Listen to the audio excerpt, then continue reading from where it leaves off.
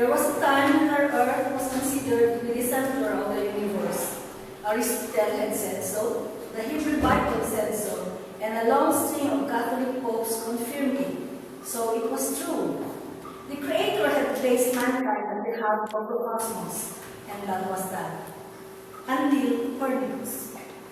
In the early 1500s, a Polish cleric named Nikolai Copernicus noted the apparent contradictions between the conventional wisdom and the observed motions of the planets. When he set the sun at the center, all the planets moved regularly in circles. Thus, in 1543, when Copernicus published his findings, our Earth was irreversibly demoted from the center of everything to simply the third rod from the sun. Astronomers now assure us that Earth is a mere speck that orbits an obscure star near the outer edge of a swirling cluster of billions of stars, the Milky Way galaxy, which in turn is an undistinguished one of billions of such galaxies in the known universe. The very first verse of the first book of the Bible declares, "In the beginning God created the heavens and the earth." The writer of Genesis must have profound faith conviction that God is the author of creation. As witnessed by the scriptures, creation begins when God said, "Let there be," and God was pleased. The Creator brought creation into existence not for God's own caprice, nor was God compelled by anyone. Rather, God created the whole creation simply out of overflowing grace and self-giving love. To affirm this pertains to the character of God, the love and goodness of God. In Psalms 24, verse 1, "The earth is the Lord's and the fullness thereof, the world and those who dwell therein." Since the world was formless and void before God created the heavens and the earth, it thus follows that no living being has ever existed before God started the act of creating. For God alone is the source and beginning of creation. The biblical affirmation that God is the absolute source of everything simply means that all we can see in the face of the earth comes from and belongs to God alone. This also serves as a reminder for everyone in our present time that no one has the right to claim absolute ownership of anything in God's creation. The anthropocentric worldview of Christianity separated not only Creator God and her creation, but also separated humans and the rest of God's creation. It was subsequently manipulated as a tool to categorize human relationships on the basis of gender, class, race, and even hierarchical socio-political status, and thus legitimize and sustain the corrupting power of dominion and exploitation in human history. Anthropocentrism, or putting humans at the center of everything, is very much our hallmark as a species that has served us well in the past 50,000 years or so, but such thinking began to serve us badly in the last decades. We are not only stuck in our here, but we are also mired in our sense of now. The earth is not just our environment. We are the earth. The earth is us. We are part of creation, and we are called to be stewards of creation to protect ecosystems and establish just human communities in our land. This is our covenant. The commitment to work for justice and to preserve the integrity of creation are two inseparable dimensions in our Christian vocation to work for the coming of the kingdom of God in our times. I believe that exploring the mechanics and prospects of global climate change is an interdisciplinary odyssey. It involves history, archaeology, geology, physics, astronomy, chemistry, biology, statistics, and smattering of psychology and sociology. It is also not a linear quest. Sometimes one line of thinking surges ahead of the others. No single discipline can claim any monopoly on truth or error about the global climate. As a global society, our basic challenge is to make sense of the complete bulk of the current scientific evidence. Then, which is sometimes even more challenging, respect Mother Nature's whispered messages about the future of our planetary home. The public's focus on climate change so far has been mostly political and economic. The have nations and the have-nots, scientists, environmentalists, and fossil fuel companies. Mother Nature, however, has no interest in political squabbles and economic battles. She simply does what she does and will have the final say in the climatological future of planet Earth. Climate change transcends both geographical space and human lifespans. Anthropocentric, temporal, and common sense thinking are woefully deficient tools with which to predict the future of the global climate, let alone what might be done to avoid anthropogenic climate catastrophe, should such a task even be possible. Still, we have the power to intercede. In this present world pandemic of COVID-19, can we think that this is a way nature gets our attention to finally listen to the Earth's murmurs and groans of pain? We disrupt ecosystems and we shake viruses loose from their natural hosts, so they look for a new host, that's humans. Outbreaks of animal-borne and other infectious diseases are on the rise. Pathogens are crossing from animals to humans, like the Ebola, SARS, bird flu, rabies and plagues, dengue, Marburg, MERS, Lassa fever, Nipah, Zika, West Nile virus, Lyme disease, and now COVID-19. Zoonotic diseases are linked to environmental change and human behavior.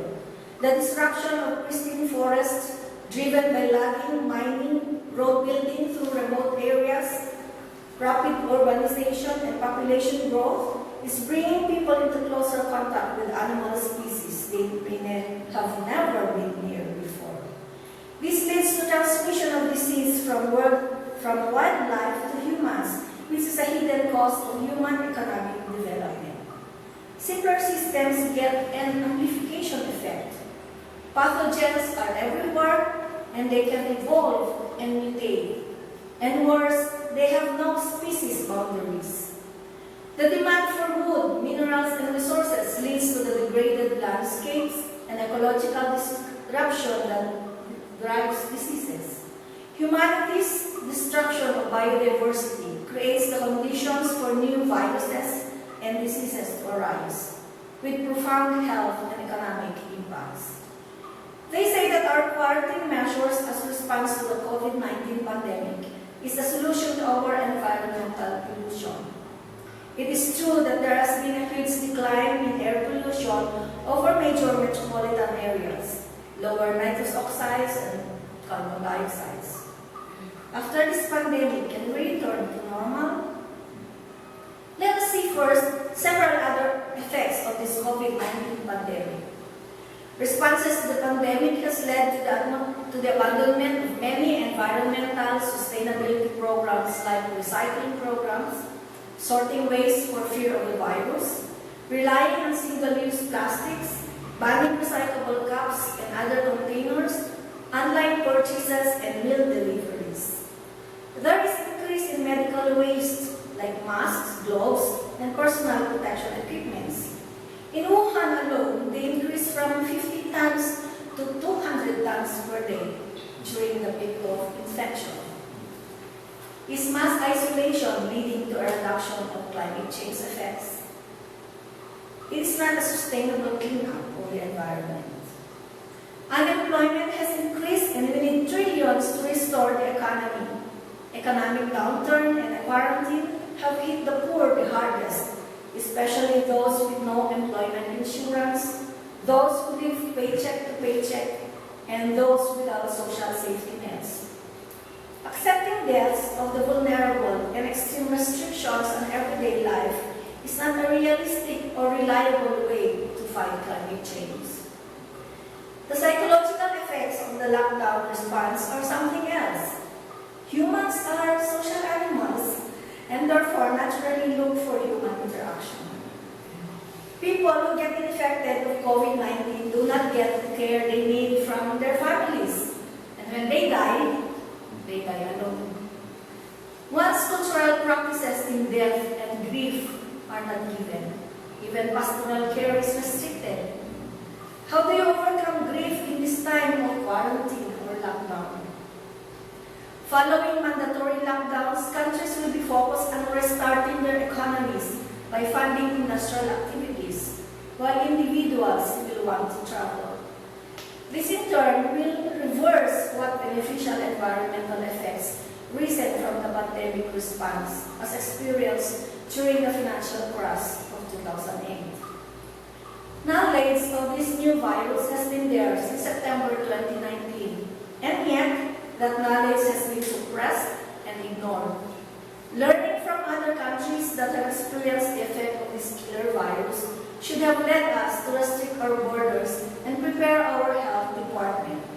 But no, we welcome tourists right from where the virus came from, despite having persons under investigation already. Bobos continue to operate, and the Chinese workers are free to roam around and be tourists with military escorts to this day. Our government responded with sampling ko yung COVID virus na yan. We might hurt the feelings of China.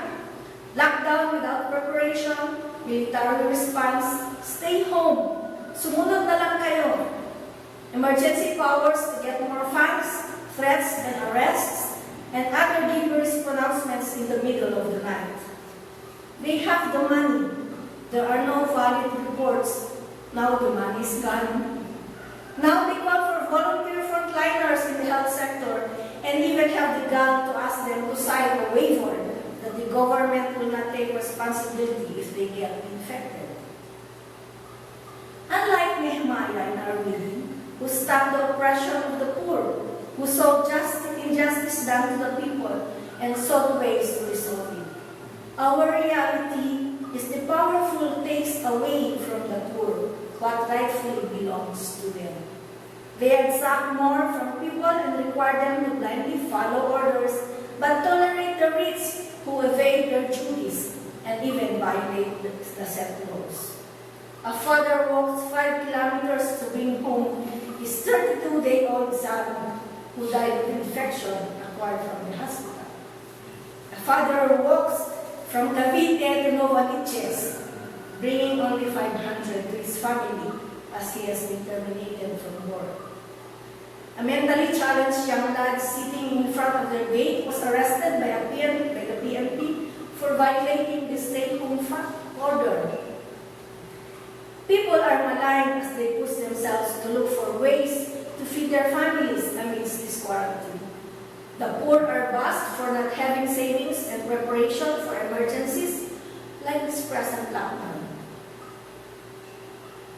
The design of God for the whole creation from the scriptures is for everyone to have a just and rightful share of the wealth of the earth so that everyone will continue to live.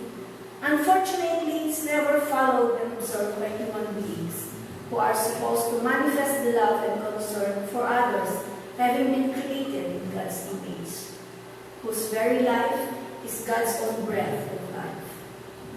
Human beings failed miserably as stewards. Through indifference and neglect, or through deliberate, inconsiderate, and greedy decisions, they distorted the plan and purpose of God. They defaced and destroyed the earth to enhance personal profits at the expense of God's good and beautiful creation. The more powerful individuals, class and groups of people have denied the rights of the great majority of people who happen to be weak and powerless to enjoy the things that God has provided. The dominant patterns of production and consumption are causing environmental devastation, depletion of resources, and a massive extinction of species. It is indeed ironic that the Philippines, being one of the world's most climatically vulnerable countries, is engaged in energy supply expansion, mainly using fuel of a highly environmentally unfriendly kind. This country is in the direct line of fire of the worst disasters associated with global warming or climate change. A new discipline called planetary planetary health focuses on the increasingly visible connections between the well-being of humans, other living things, and entire ecosystems. We need to think about global biosecurity, find the weak points, and bolster provision of health care everywhere. We are in an era of chronic emergency. Diseases are more likely to travel further and faster than before, which means we must be faster in our responses. It needs investments, change in human behavior, and it means we must listen to people at community levels. Solutions must start with education and awareness, rethink urban infrastructure, long-term effort calls for overhaul of current approaches to urban planning and development. We must be prepared. We need mitigation plans to take into account the worst possible scenarios. The resilience of the community of life and the well-being of humanity depend upon preserving a healthy biosphere with all its ecological systems, a rich variety of plants and animals, fertile land, and abundant seas. Our planet cannot be commanded to fix itself. The spirit of human solidarity with all life is strengthened when we live with reverence for the mystery of being, gratitude for the gift of life, and humility regarding the human place in nature. Isaiah 32:15-20 is a vision of how an ecologically restored community would look like. The wilderness becomes a fertile field, and the fertile field is considered a forest. And it will hail when the city comes down.